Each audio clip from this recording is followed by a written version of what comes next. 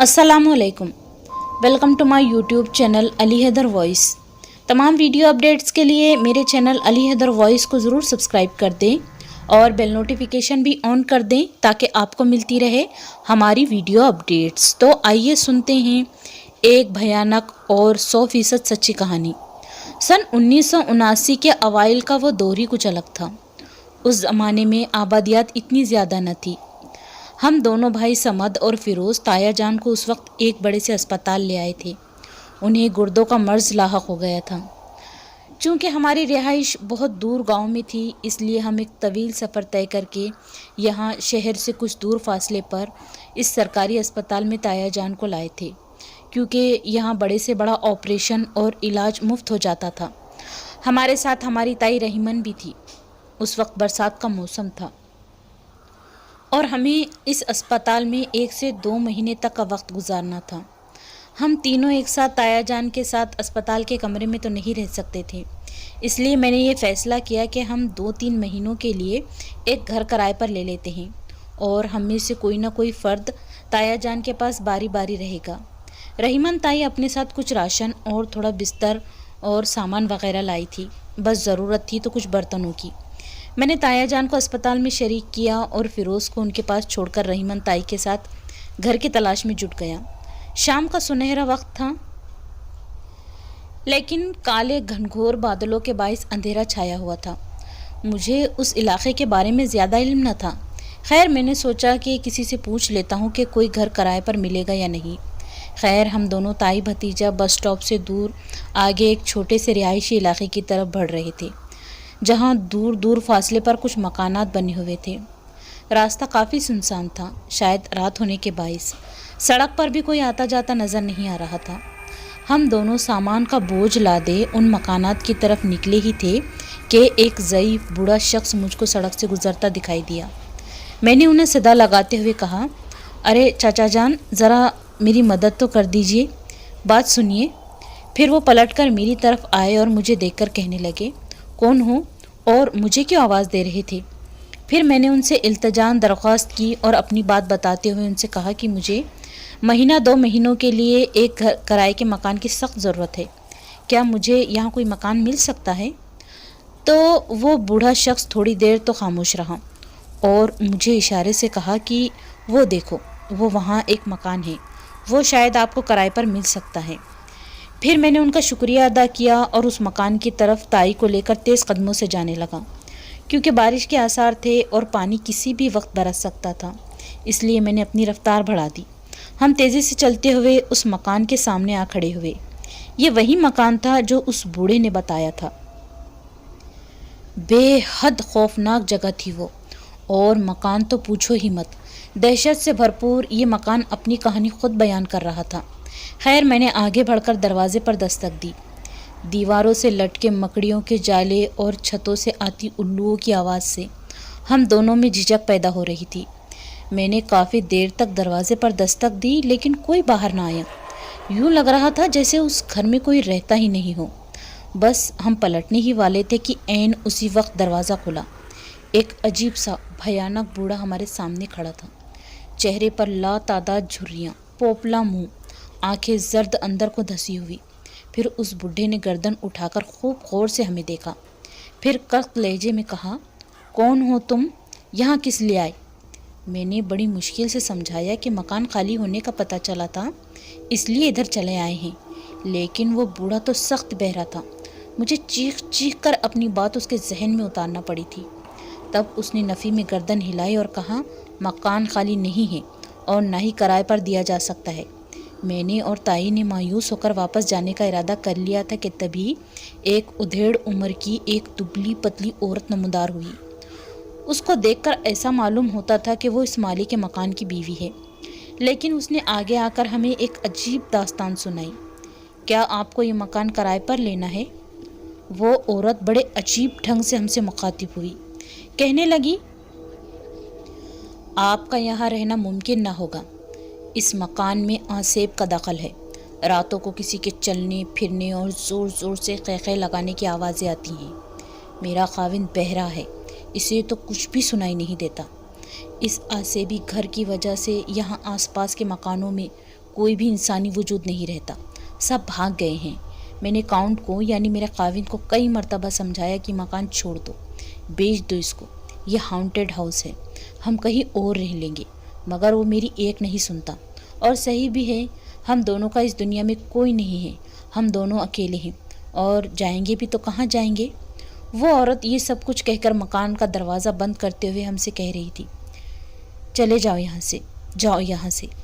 इतने में ताई रहमन आगे बढ़ी और उस औरत को कहा, रात हो गई है, बच्चा मुझ अकेली औरत को लेकर कहाँ दर बदर भटकेगा, एक कमरा दे दो जहाँ हम रात ठहर कर सुबह हमारा इंतज़ाम कहीं और कर लेंगे।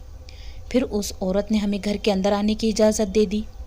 औरत के कहे हुए के मुताबिक ये मकान सच में हाउंटेड था। गोरों के हाथों तामीर करदा ये मकान बरसों बरस पुराना था। मैं और ताई सीढ़ियाँ चढ़ते हुए अपने कमरे में चले आए। कचरे से अटा फर्श, धूल मिट्टी से दीवारें अपने रंग छुपा रही थी। ताई ने कमरा साफ किया, बिस्तर बिछाया, राशन का झोला एक तरफ रख दिया और नीचे से पानी लाकर हम दोनों ने तोशा खोलकर खाना सेर होकर खाया। सफ़र की थकावट थी, इसलिए हम दोनों बिस्तर पर लेटते ही सो गए, क्योंकि सुबह तड़के अस्पताल भी जाना था। रात हम सोए हुए थे कि तभी मुझे कुछ आवाज़ें सुनाई देने लगी, जैसे कोई सीढ़ियाँ चढ़कर इस कमरे की तरफ आ रहा हो। कदमों के चलने की ठक ठक ठक की आवाज़ मैं साफ सुन रहा था। घर में कोई तो ज़रूर रात के उस वक्त इधर उधर धीरे धीरे घूम रहा था। अचानक कदमों की आवाज़ बंद हो गई और किसी दरवाजे की चरचराहट की आवाज़ गूंजने लगी, जैसे कोई पुराना दरवाज़ा खोल रहा हो।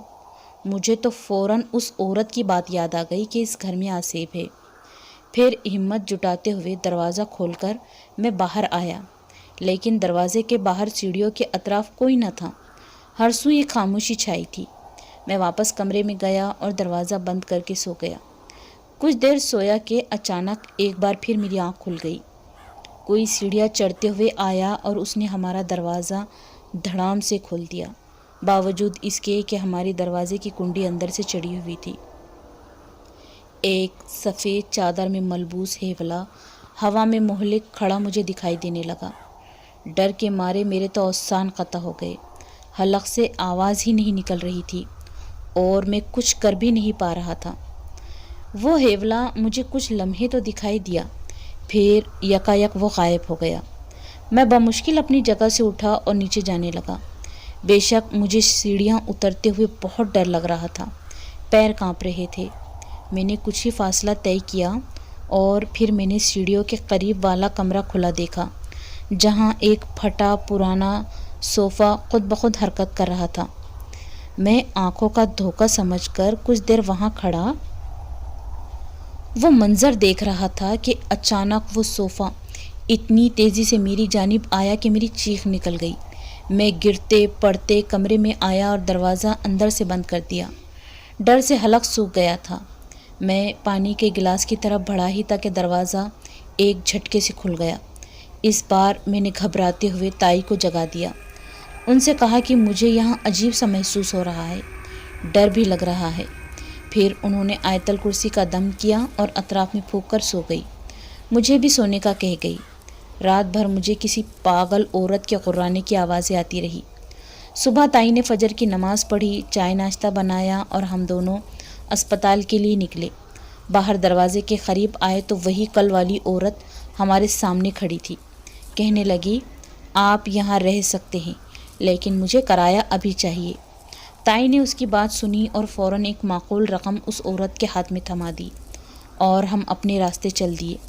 चलते हुए मेरा जहन रात की उन भयानक वारदातों को ही सोच रहा था। अस्पताल में जाने के बाद भी मेरा दिल बहुत घबरा रहा था। दिन किसी तरह कश्मकश में गुजरा। शाम हुई तो फ़िरोज़ ने कहा कि भाई आप अम्मी को ले जाएं, आज रात मुझे यहीं रुकना है। लेकिन मैंने सख्ती से मना किया और एहतजाज किया कि मैं ताया के पास रहूँगा।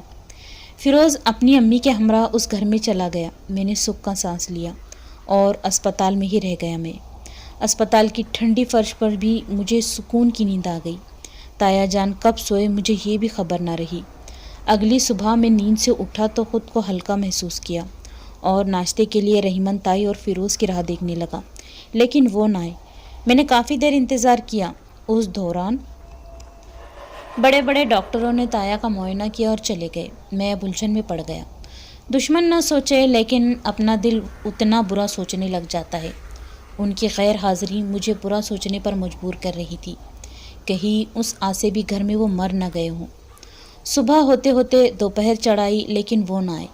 میں نے ہمت جٹائی اور خود ہی اس گھر کی طرف نکلا۔ آدھا راستہ طے بھی کیا کہ تبھی دور سے آتے فیروز اور تائی نظر آئے۔ میں انہیں دیکھ کر وہیں رک گیا۔ فیروز کی حالت مجھے کچھ ٹھیک نہیں لگ رہی تھی۔ وہ جب قریب آئے تو رحیمن تائی نے مجھے ایک عجیب سی بات بتائی۔ کہنے لگی فیروز نے رات بھر بھوتوں کی آوازیں سنی ہیں، بہت ڈر گیا ہے۔ کہہ رہا تھا کہ رات کو کوئی اس گھر میں ادھر ادھر دوڑتا ہے، سامان کھسکاتا ہے۔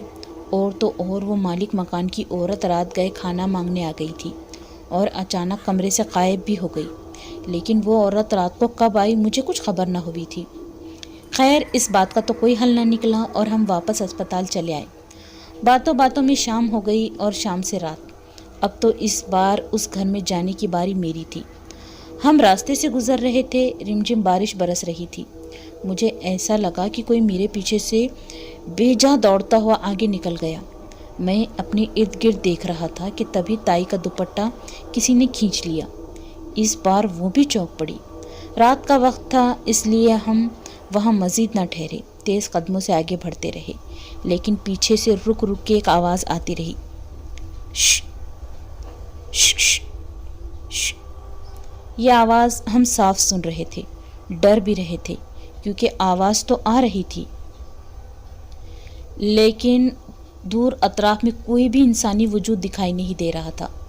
کسی طرح ٹھوکریں کھاتے ہم اسی آسے بھی گھر میں داخل ہو گئے۔ تائی نے وہاں پہنچ کر تھوڑا کھانا بنایا لیکن مجھ سے کھانا ہی نہ کھایا گیا، اور نہ میں تائی کو یہ کہہ پایا کہ یہ گھر بھوتیا ہے، ہمیں یہاں سے جانا چاہیے۔ تائی وضو کرنے گئی تو اچانک وہ بہرا بوڑھا میرے سامنے آ کر کھڑا ہو گیا۔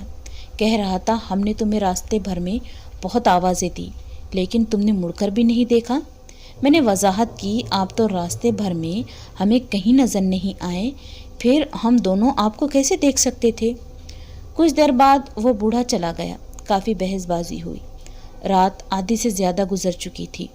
تائی گہری نیند سوئی ہوئی تھی اور مجھے تو نیند ہی نہیں آ رہی تھی۔ میں اسی شش و پنج میں لیٹا ہوا تھا کہ تبھی اس خوفناک گھر میں کسی کے چلنے دوڑنے کی آواز آنے لگی۔ دروازے کھلتے تو کبھی خود بخود بند ہو جاتے، پھر کوئی نیچے سے سیڑھیاں چڑھتے ہوئے ہمارے کمرے تک آتا ہے اور دروازے پر دستک دے کر واپس چلا جاتا ہے۔ وقفے کے بعد ایسا ہوتا رہا۔ میں حیران تھا کہ دستک تائی جان کو کیسے سنائی نہیں دیتی ہے۔ خیر اس بار ہمارا دروازہ نہ کھلا اور میں خود کو محفوظ سمجھنے لگا۔ صبح صبح میری آنکھ لگی تھی۔ تائی نے فجر پڑھی اور ناشتہ بنا کر مجھے جگا دیا اور ہم پھر سے اسپتال چلے آئے۔ اب ہر رات باری باری ہم دونوں بھائیوں کے ساتھ ایسا ہی ہوتا گیا۔ اس آسیب زدہ گھر میں ہم نے 10 سے 12 روز گزارے تھے۔ ہر رات وہاں کچھ نیا ہی ہوتا تھا ہمارے ساتھ۔ ایک روز اسپتال میں دن کے وقت بڑی گہری نیند سویا ہوا تھا کہ تبھی ایک آدمی نے آ کر مجھے نیند سے جگا دیا۔ غصے میں کہنے لگا، مریض کا خیال رکھنے کی بجائے خود گدھے گھوڑے بیچ کر سوئے ہوئے ہو، رات کو کیا کر رہے تھے؟ میں نے اس کی بات سنی مگر کوئی جواب نہ دیا۔ جھٹ پٹاتے ہوئے اٹھ کر بیٹھا لیکن مجھے کچھ سجھائی ہی نہیں دے رہا تھا۔